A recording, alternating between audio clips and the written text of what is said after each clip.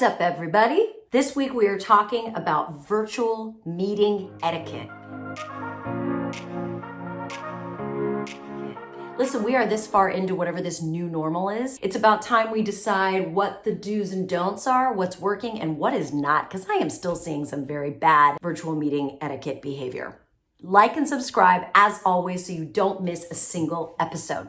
Okay, so the most important thing I think in all meetings, virtual or otherwise, is to spend the first moments connecting. Connection first.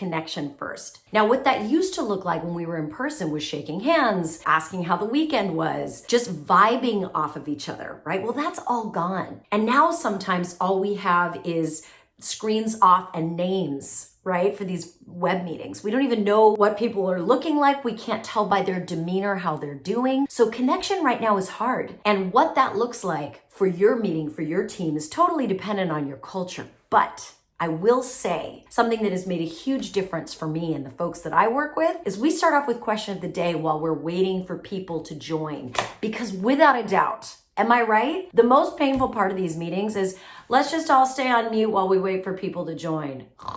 And at that point, you're like, I'm gonna check Instagram, I'm gonna do something else. It's so awkward. And if you've got camera on, you're like, am I okay right now? Are people looking at me? It's hideous. So I like to start meetings off with question of the day.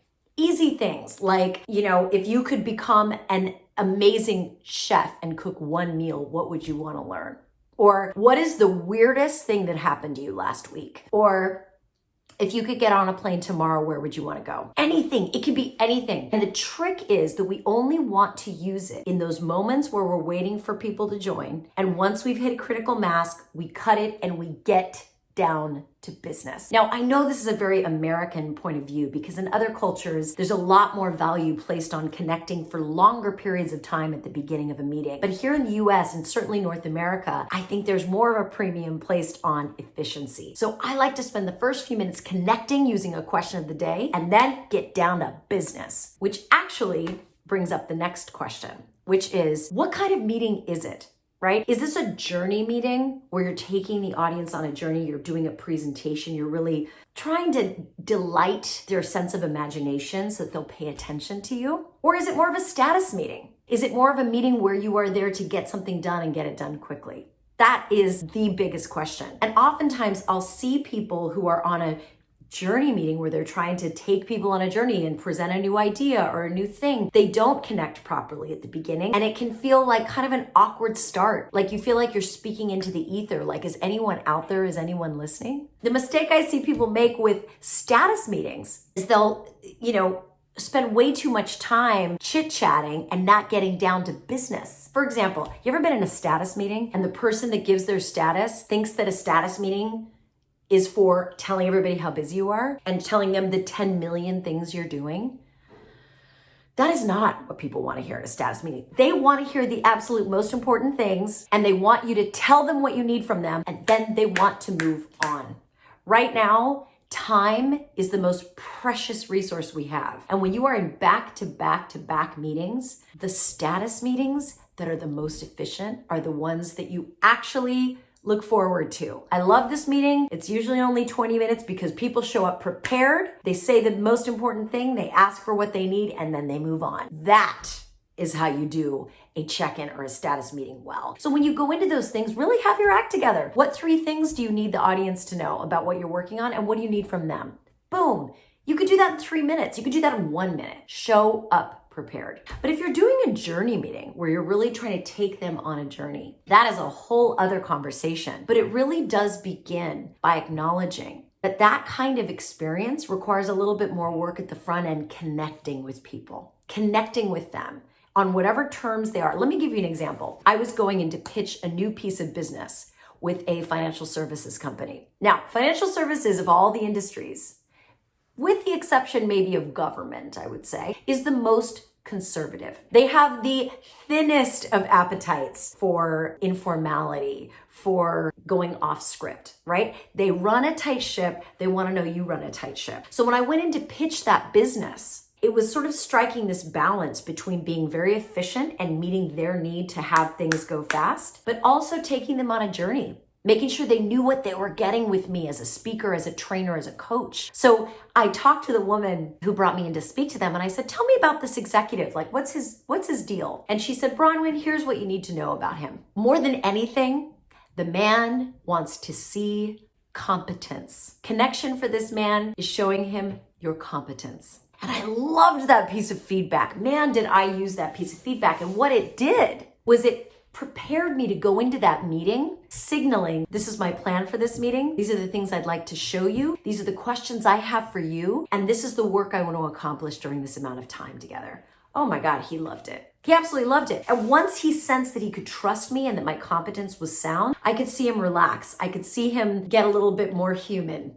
And we were able to laugh and joke, and we really got a lot done in that session. So much so that the other people in the room were a little surprised, because I think too many of us struggle to understand how to meet the needs of people in meetings, especially virtual meetings. And so much of it means just occupying their point of view as you're planning the meeting, right? What do these people need from me? What does connection look like for these people? What does efficiency look like for these people? How might I meet them there? Interestingly, I was working with someone recently, and she had tried the question of the day with her clients. And the clients were very, very formal people, very, very, very task-oriented, let's say. And so as they were waiting for people to join, she said, hey, would you be open to trying question of the day while we're waiting for people to join? And the clients said to her, no, we are not interested in question of the day. Silence. And she was like, okay. But you know what? At the end of the day, it's what the client needs. It's what the other people in the meeting might need from you. And so she knew connection for them meant getting down to business and showing an agenda that was high and tight, that was hitting on all the points they needed. Now she knew. So, connection can mean a lot of different things to different people. It doesn't always mean like a kumbaya, let's braid each other's hair and have a sleepover. Connection might mean getting down to business and getting it done quickly and getting it done well. So I want you to think about those things. Lastly, I really want you to think about energy. I saved the best for last because this is probably the most important thing. People feel your energy. Don't even argue with me. There is something about humans that we pick up on other people's energy, even in a virtual meeting. It is way harder in a virtual meeting to draw somebody out that's on mute. That's why I love question of the day. But make no mistake, once you're off mute and you're talking, people are paying very close attention to your energy. It's how we evolved as a species. We know how to read each other. So as you come off of mute, really monitor, what energy are you bringing into this conversation? Are you super low energy? You're gonna drag the vibe down. Are you a little too high energy? Are you gonna melt faces in a bad way? Maybe take it down a notch. That's why preparing in those 30 seconds before you get into your meeting, preparing yourself mentally, right? What stories are you telling yourself about this meeting? If you're dreading this meeting, that is coming through, I guarantee it. Find a way to get out of that place of dread.